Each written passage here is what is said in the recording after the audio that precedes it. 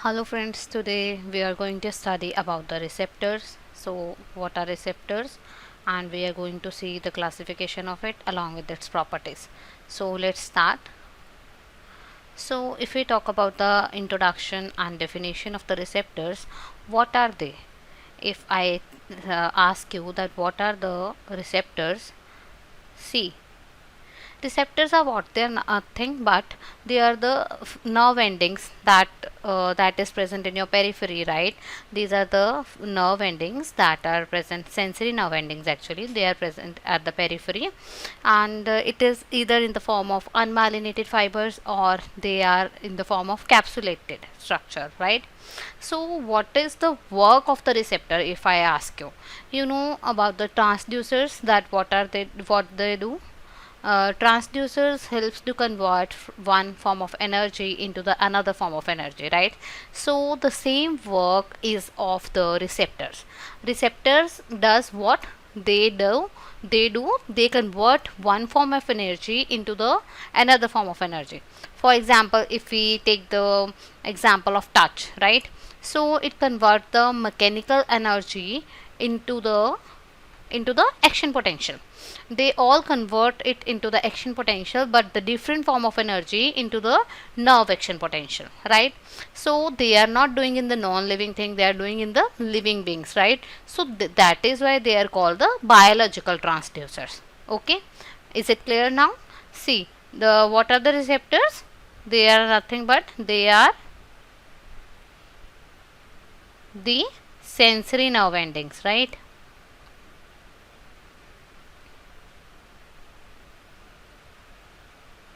Which are present periphery, which are present at the periphery, right? Either in the form of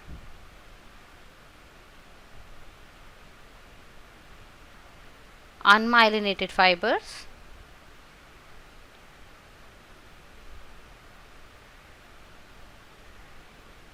or capsulated structures, right? So what they do nothing but they take the stimulus, right? They take the stimulus from the environment.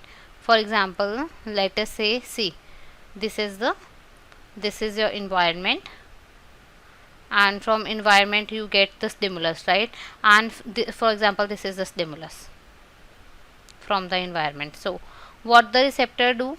Receptor take this stimulus and then convert this stimulus into the action potential in the sensory nerve, right? So which are taken by your afferent nerve. These afferent nerve carries the impulses to the brain, right? So these afferent nerves carries the impulses to the brain, right? So now you understand that what is the function of the receptor. It takes the stimulus from the environment, right, and convert it the from one form of energy, either it mechanical or it is chemical or any form of energy, right, which are of the stimulus. They carry it and convert it into the action potential, right, which are further taken by your efferent nerve fiber then to your brain, where it computes the information. Then from the efferent fibers it carries the information to the effectors, right? So these are the receptors, right? You understand the definition of the receptors, that what is the definition of the receptor now? Clear? So they are the biological transducers. See, let me take one slide. So transducers do what? Now I told you what is the function of transducer. They convert one form of energy into the other form, right? So that is the function of the receptors also. They also convert one form of energy into the another form, but they convert into the living beings. So receptors are the biological transducers because they convert one form of energy into the action potential in the living being. Sorry. So that is why they are called biological transducers. Clear? Clear? So let's proceed to its classification. That what is the classification of the receptors? How do we classify the receptors? See, the receptors, you know what they do, what are they, the definition of it, you know now. Then now if we classify it, we will classify it into the two types, that is your exteroreceptors and your interoreceptors. Now first of all understand the concept, then I will write the definitions for you. You can note it down from there. See, receptors are classified into two types, that is your exteroreceptors and your interoreceptors. What the exteroreceptors means? Extero means what? Outside, right? Extero means outside, and receptors, you know, receptors mean receptors, and the same intero means inside, right? So from the term it is self clear that exteroreceptors are the receptors which respond or which are present in the or which takes the information from outside the body, right? And whereas the interoceptors are what? They takes the information from inside the body, because it is the intero, means they are present or they take the stimuli from interior side of the body, right? But whereas the exteroreceptors, extero means outside, so they take the stimulus from outside the body, right? So clear? So exteroreceptors takes stimulus from outside the body,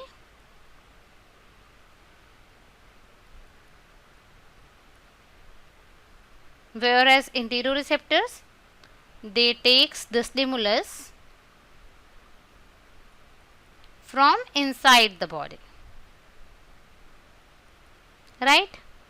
Now if we classify further the exteroreceptors and interoreceptors, then how will we classify? See, your exteroreceptors, right? They are classified into three types. Let us see what are they. They are the cutaneous receptor. It is very easy, right? Don't worry. Cutaneous receptor, your chemical receptors,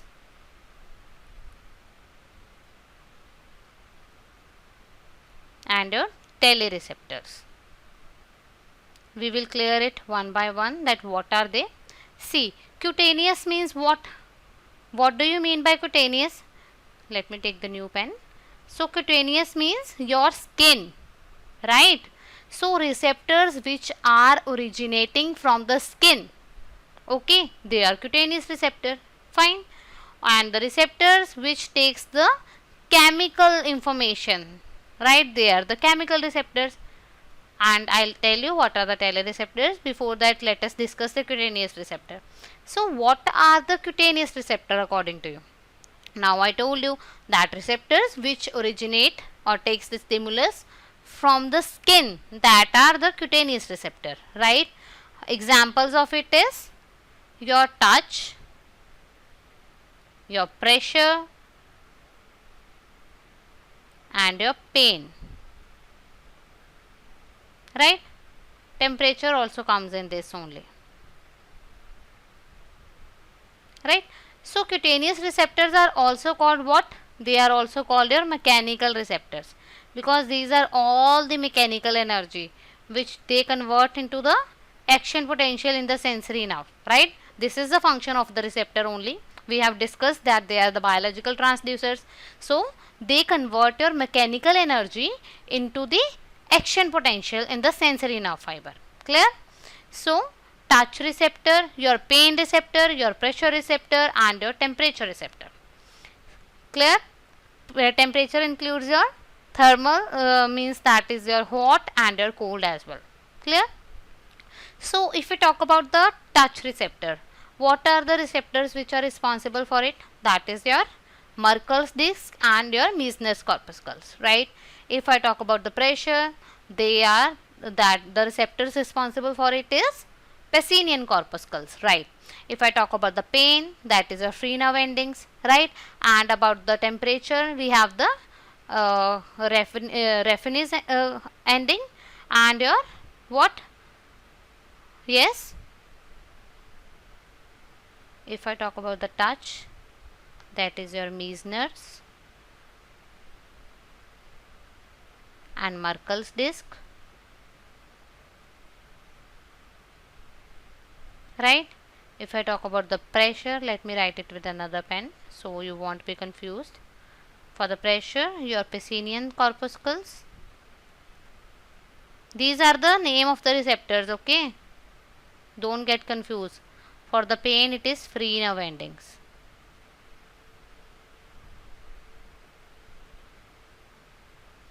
Fine. And for the temperature is the reference ending. Clear? So these are the receptors, the name of the receptors which are responsible for these mechanical receptors, right? See what they do, they convert your mechanical energy into the action potential in the sensory nerve. Fine. And now if we talk about the chemical receptors, let me take the new slide. See your chemical receptors.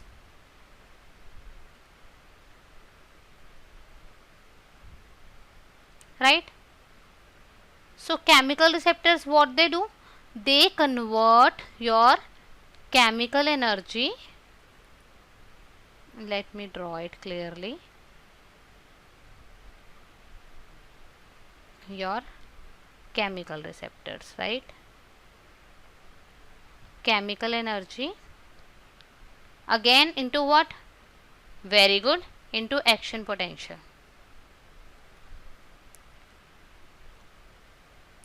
Right? They include your what? They include your smell and taste. Okay? These are the sensations which are taken by the chemical receptors. Clear? So the third one, if we talk about, that is your telereceptors.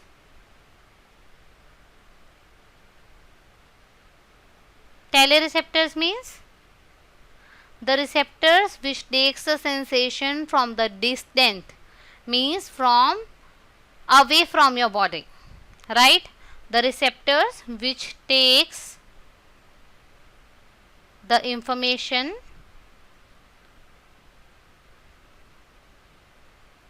from distant.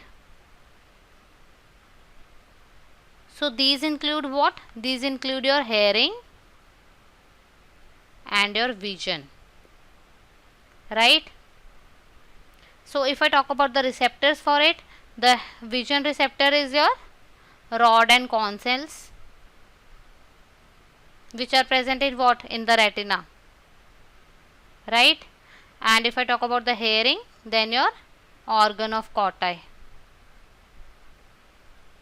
Okay, these are the receptors for the hearing which are responsible for, they convert your one form of energy into the again action potential which is taken by your brain, and in the brain there they compute the information, then through the effectors or the efferent fibers you can hear, okay, or you can see, right? So these are your exteroreceptors which we have classified into the three types, that is your cutaneous receptor, chemical receptors and telereceptors. Clear? Now we will talk about the interoceptors. Let me take the new slide to make you understand that. See, interoceptors. Now we know what are the interoceptors. The receptors which arise from inside the body, right? So they include what? They include your visceroceptors,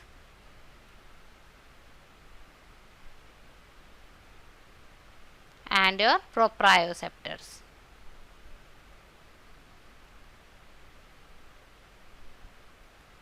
right? So visceroreceptors, if I ask you that what are the visceroreceptors, you know what is viscera? Viscera means your organ and receptor is receptor. So the receptors which arise from the organ, from inside the organ, that is called your visceroreceptors, right? For example, your baroreceptors in the heart. So these are your baroreceptors, right? Example means your stretch receptors, right? Your pressure receptors and your stretch receptors. For example, these receptors are present in your heart, right? If we are talking about. So another one is your proprioceptors. Now if we talk about the proprioceptors, what are the proprioceptors? See, whenever your body change in position, right, that you sense or that is taken by some receptors, that are called your proprioceptors, right? So it is the change in position of the body,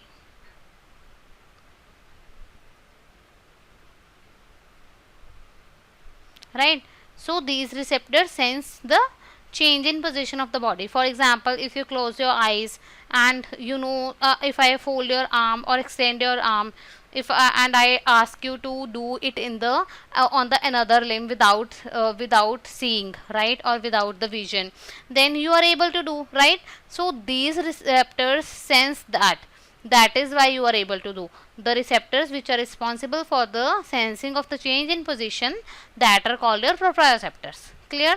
So these are present in your joint, your limbs, your fascia, your tendon, right? And the receptors which are responsible for it, what are the receptors they called? They call the muscle spindle, they call the Golgi tendon organ, right? Your Pacinian corpuscles.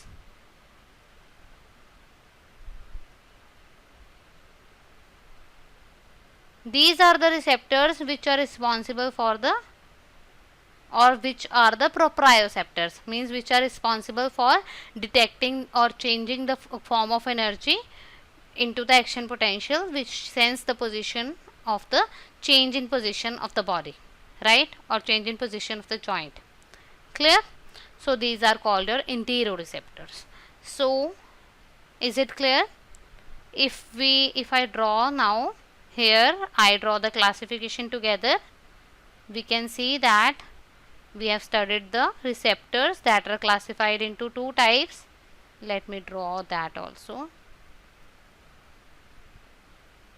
Okay, receptors that are classified into two types, that is your exteroceptors and your interoceptors, right?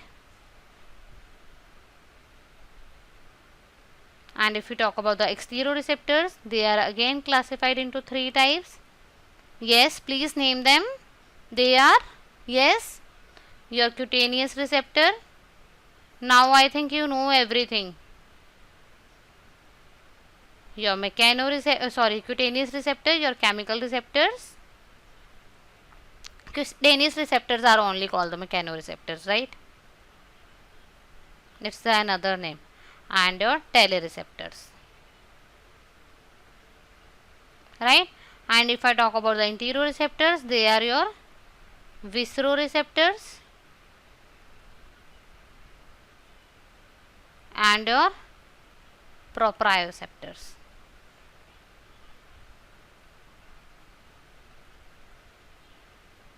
And your proprioceptors, right? And these include your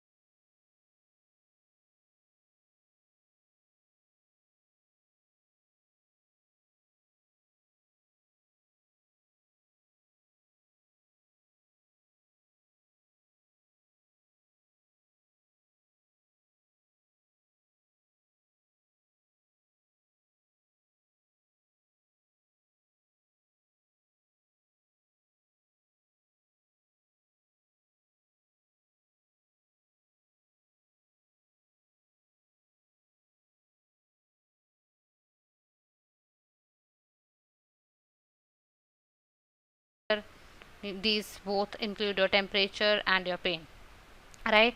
I told you touch is for the receptors responsible for touch are Meissner's and Merkel's disc, pressure Pacinian corpuscles, your warmth, and there is these both include your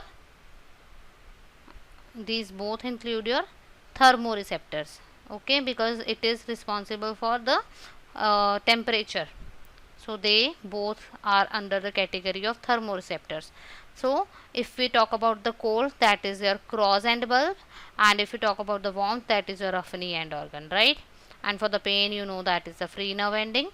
And in the telereceptors, if we see, that is your vision and hearing. For the vision, your rod and cone cells in the retina which are present, and for the hearing, we have the organ of caught-eye, right?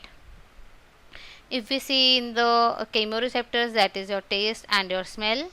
Again, for the taste, you know, we have the taste buds on the tongue, and for the smell, we have the olfactory receptors which are present in the nose, right?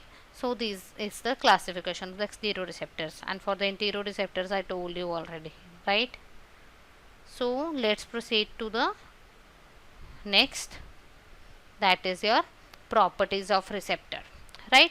We have seen that what are the receptors, then we also saw that what are the classifications of the receptor, and again the further reclassification of the classification, right? Now we will proceed to the properties of receptors, that what are the properties means how they are working, right?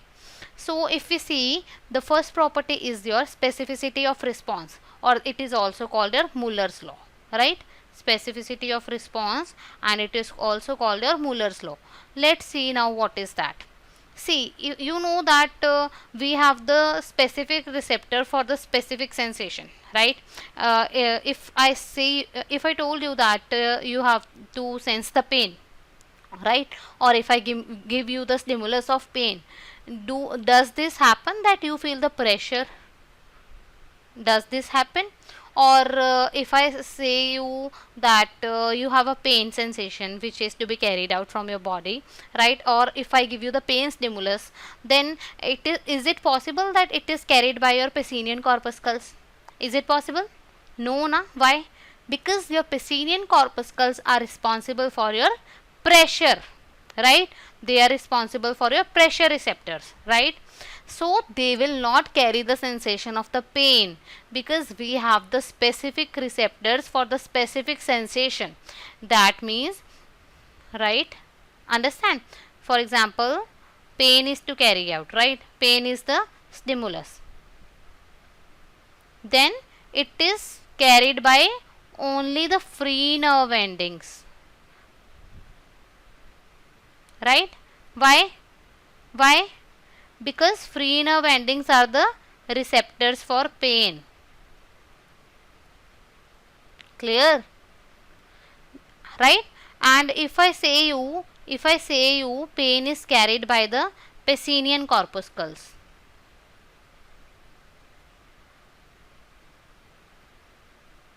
is it possible? Is it possible then? No, a big no. Why? Because Pacinian corpuscles are responsible for carrying the pressure sensation. Remember always, right? So what the specificity of the response is, or Muller's law states that if we have the specific sensation, it is carried by the specific receptor only. It won't be overlapping, that if your one sensation is carried by your two receptors, right? Means, for example, if we see here, your pain sensation is carried by only your free nerve endings, not by your Pacinian corpuscles or other receptors. Why? Because we have the specificity of the response, means your one stimulus is carried by only one receptor, means it won't be carried by the another receptor which is responsible for the another sensation, right? So it is the specificity of response, means we have the specific receptor for the specific sensation, right? So your Muller's law states that the specific stimulus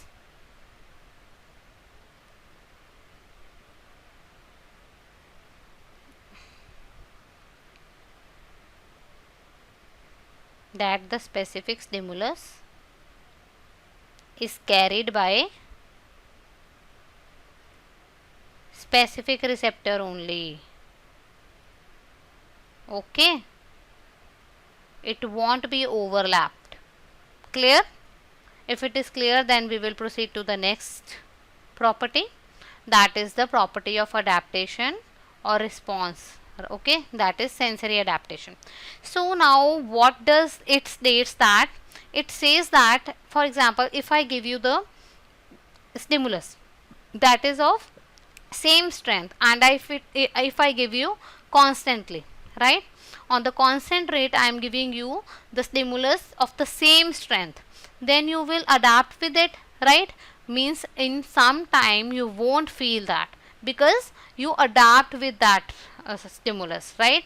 So your property of receptor is one of the is that the adaptation, that is your sensory adaptation, right? Means with the, if we have the constant stimulus of the same strength, right, then person will be adapted with that stimulus. It won't be felt by the person anymore. Adapted by the stimulus. Clear? So in this we have the two types, that is your phasic and your tonic. Means we have two type of receptors in the adaptation, that is your phasic and tonic. What does that mean? If we take the example, in the phasic we have the touch, your pressure and your touch and pressure, right? These are the stimulus which are present in the phasic. Means they will respond fastly or rapidly. Okay, they will respond rapidly, right? Touch and pressure, they will respond rapidly. Means they will rapidly adapt, right? For example, if I touch you, once you feel my touch, but if with the same intensity or the same strength, if I am touching you constantly for the longer period of time, after some time you won't feel that I am touching you, right? So because you got adapted from it, and these type of stimulus adapted rapidly, right? So these comes under the phasic receptors. And if I talk about the tonic, then they adapted slowly, right? What comes under it? Your cold receptors and your pain receptors. So if you have the pain, it won't be suddenly goes, or it won't be suddenly vanished away, right? You won't adapt with it very rapidly, and same with the cold, right? It will be adapted, but it will adapt slowly. So these comes under tonic receptors. Clear? Right? So these comes under tonic receptors. Tonic and phasic are under your adaptation only. Clear? So if it is clear, then we will move to the next property of the receptor. If we see, the next property is your response to the increase of the stimulus, that is your Weber-Fechner's law, right? What it states that? It states that, right, if we want to increase the response of the stimulus, right, we have to increase the strength or intensity of it along. For example, I am touching you with the, or I am pricking you, right? I am pricking you with very low intensity, right? Means your response would be lesser, means you won't say something to me, right? Because you won't feel pain that much or in large amount. But if I pinch you with the very high intensity, you will feel pain and your response would be different. Means either you will take it away or you will slap me, right? Because I increase the intensity of the stimulus. So if I increase the intensity of the stimulus, vice versa, response will also be increased, right? So the Weber-Fechner's law say that only. What it states? It states that if we increase the intensity. You understand the intensity? That is the strength or intensity, right, of the stimulus. If we increase the intensity of the stimulus, then along with it your response will also be increased. Means it is directly proportional, right? I gave you the example. If I touch you or if I pinch you with a very low intensity, you won't be response anything, right? Or you say me only to remove it. But if I pinch you with a very high intensity, your response would be greater, right? You either take away my hand or you remove your hand, right? Or you either slap me, right? So that I should take my hand away. So with the increase in the intensity of the stimulus, the response would also be increased. That is your Weber-Fechner's law, or response to increase in the strength of stimulus. Clear? So then we will move to the next property, your property of the sensory transduction, that we have already discussed. See, what the sensory transduction says, that whatever the type of the stimulus, it will convert your energy into the sensory action potential, your action potential in the sensory nerve.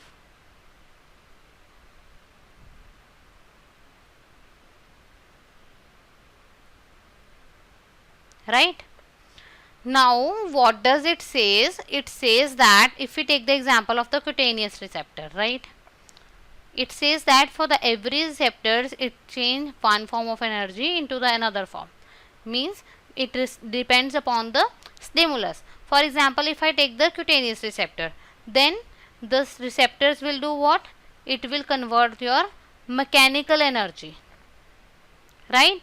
It will convert your mechanical energy into the action potential. But if I talk about your chemical receptors, then what it does? It will convert your chemical energy into action potential, right? Okay. And if I talk about means if I take the different sensation, what does mean that if I take the different sensation, it will convert that form of energy into the action potential, right? So that is called your sensory transduction. Means sensory means your these sensations, it will convert your transduction means convert one form of energy into another. So sensory transduction is a property of the receptor. So it convert various forms of energy depending upon the receptors into the action potential. Clear? If it is clear, then we will proceed to the next property, that is your property of the receptor potential. It is very important to understand, right? It is worth very important, very important. See, what is the receptor potential means? A receptor potential is nothing but it is a graded potential, right? It is a graded potential. It is like action potential, but it is not the action potential because it is in very low intensity, right? So for example, if I take the example of the pressure receptors, right? What are the pressure receptors? That is your Pacinian corpuscles. You can take any receptor, but I am taking it to understand you, right? So if for example this is the Pacinian corpuscles which is present in your skin, right? This is your skin. So it is present in your skin. Along with it, your what arises? Your nerve arises, right? So if we see, it is your Pacinian corpuscle which is present in your skin, right? So once you get the stimulus, from the environment of the pressure, right, what happens is your Pacinian corpuscles which are present in the skin, it will deform its shape because it is getting the stimulus from the environment.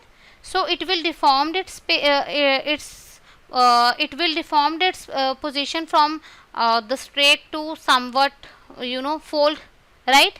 It will deform its position. So due to the deformation of the position, what happens is your mechanical gated voltage sodium channels opens, right? See, for example, it is the polarity, right? Your sodium is present outside the membrane. This is the nerve, right? If we take, this is the nerve, but this is the Pacinian receptor, right?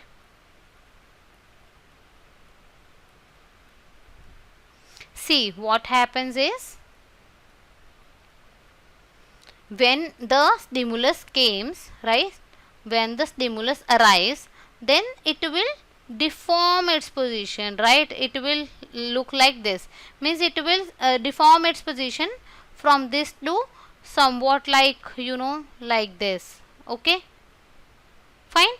So what happened, due to the deformation of the position, the mechanical gated sodium channels activated. Okay, if the mechanical gated sodium channel activated, then your polarity or your sodium mechanical gated channels open, they will come in, right? So it will form the graded potential here, fine. But this graded potential is called your receptor potential, because it is forming in the receptor. This is the receptor, now this is your Pacinian corpuscle, so this is the receptor. So this the potential which is formed in the receptor is your receptor potential. Understand? Okay. So what is the function of this receptor potential? See, it is non-propagated, means it will not propagate as a nerve impulse, it propagates in the nerve. So it is non-propagated. Clear? Fine. Now see, once the receptor potential forms, okay, once it forms, then what happens, it will go into the or it will remain in the receptor only. Once it reaches, see, tip of the nerve fiber, it is unmyelinated. Tip of the nerve fiber is unmyelinated, right? So this receptor potential or the local potential, once it reaches the nodes of Ranvier, for example, it is the first node of Ranvier in the nerve. Now you know the structure of neuron. I won't make it again. If you don't know, just look at my video or the previous section of it only. See, once this receptor potential, it reaches the first node of Ranvier, right? Then what happens? When it reaches the node of Ranvier, then your voltage gated sodium channel opens, right? Because it gets stimulated and your voltage gated, once your voltage gated sodium channel opens, then this sodium will rush inside the nerve fiber, right? So when this sodium rush inside the nerve fiber through the voltage gated sodium channel, then what happens? Your nerve becomes depolarized and the action potential forms. Clear? It's very easy. See, whenever the pressure receptor is getting from the environment or it is stimulated, then your pressure receptors get activated. For example, your Pacinian corpuscles, that is the receptor for your pressure. So once it gets stimulated, what happens? The deformation of the position of the Pacinian corpuscles occurs. So due to it, what happens is your mechanical gated sodium channel opens. So once the mechanical gated sodium channel opens, then your sodium which is present outside the nerve fiber, it comes in, right, from here through what? Mechanical gated sodium channel, because of the deformation of the space, right? Then what happens is, due to the this sodium which comes inside the pressure receptor, your receptant potential will be formed. Okay, once your receptor potential will be formed, we know it is non-propagated, but it will be localized, right? it will be localized, and you know the tip of the nerve is your unmyelinated. So when it reaches your first node of Ranvier, what happens is your voltage gated sodium channel opens. When your voltage gated sodium channel opens, then sodium rushes inside the nerve fiber. So once the sodium rushes inside the nerve fiber, then your action potential will be formed, right? And your nerve will become depolarized. Clear? So the receptor potential is very important, or it plays very important role for forming your action potential. Clear? So this is the work of the receptor potential, and you know now this is the receptor potential. Let us see one diagram. See, before stimulation what happens is, for example, this is your Pacinian corpuscles, right? This is your pressure receptor, and this is your nerve fiber, right? This is your nerve fiber, and you know the tip of the nerve fiber is your unmyelinated. You can see here, tip of the nerve fiber is your unmyelinated. Here is no myelin sheath present. So what happens is, when you get the stimulus, what happens, that the deformation of this space occurs of your receptor. So once the deformation occurs, see, first the sodium is present only outside, right, not inside. So once the deformation occurs, what happens is your mechanical gated sodium channel opens. So once it opens, the sodium rushes in, okay, and this forms your receptor potential. This is your receptor potential, right? We know that receptor potential is non-propagated, so it will localized there only. So when it goes to the nerve fiber and it reaches the node of Ranvier, so after the first node of Ranvier, your voltage gated sodium channel opens and your sodium rushes inside, right? So when the sodium rushes inside, it will form your action potential here, right?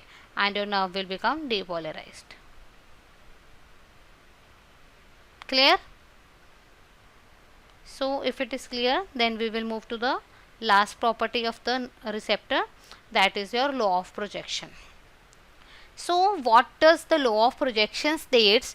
Law of projection says that if you stimulate the nerve in its path anywhere, right, it will feel the sensation where your receptor is, or from where it originates. Clear? For example, see, for example, you have this is the cortex of the brain, your left side here and right side. We know it controls the opposite side of the body, right? We know that, right? For example, if I stimulate the pain receptors, we know that we have the different areas in the brain, and we have the different sites in the brain which is present for or which are responsible for the different sensations, right? So in the brain we have the pain sensation area is different, pressure sensation area is different, that is present in your sensory cortex, right? So if I stimulate the pain area in the right cortex, right, in the right cortex, if I stimulate the pain area, you will feel the sensation in your left limb, right? You will feel the sensation in your left limb if I stimulate the pain area in the right cortex, right? Means it is not necessary that, or it is not such that if I stimulate the pain area in your brain, you will feel the sensation in the brain only, right? It is not done. So the law of projection says that if you stimulate the area or the sensation in its pathway anywhere, you will feel the sensation in the limb, or you will feel the sensation at the originative path, right, or at the receptors part. Clear? So the law of projection states that. So example of it I have given you, that if you stimulate the area in the brain, for example your pain area, then you will feel the sensation in your left side, right? I can give you one more example of the amputated patient. For example, the patient is amputated, right? The left limb is cut, right? But if the left limb is, for example, I draw here, right?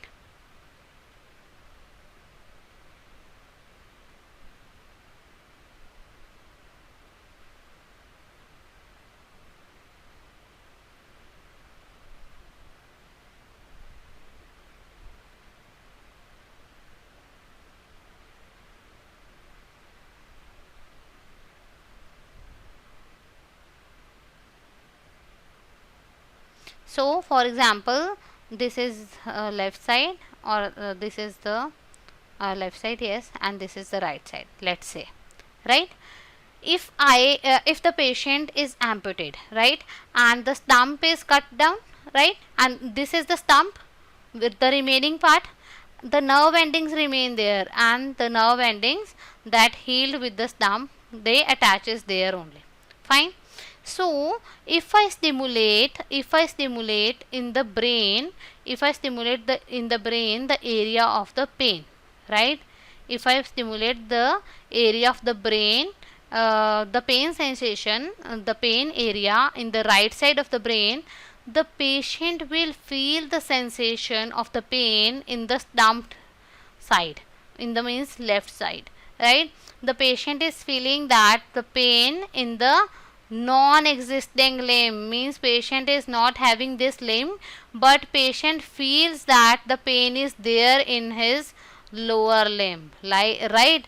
So this sensation is called phantom limb pain or phantom limb sensation, right?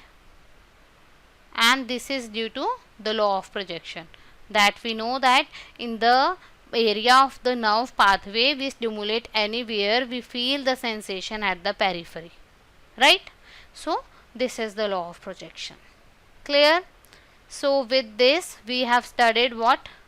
Let's discuss. We have studied the definition of receptors, we have studied the receptors, the work of the receptors, then we studied the classification of the receptors, right? Then we studied the further classification of the receptors, then we studied the properties of the receptor, right? If you have any doubts in this chapter, please comment me in the comment section. Okay, I'll try to solve it. And if you have any doubt related to neuroanatomy, please let me know. I'll make the video of it. And please do watch my video and subscribe it. Thank you so much.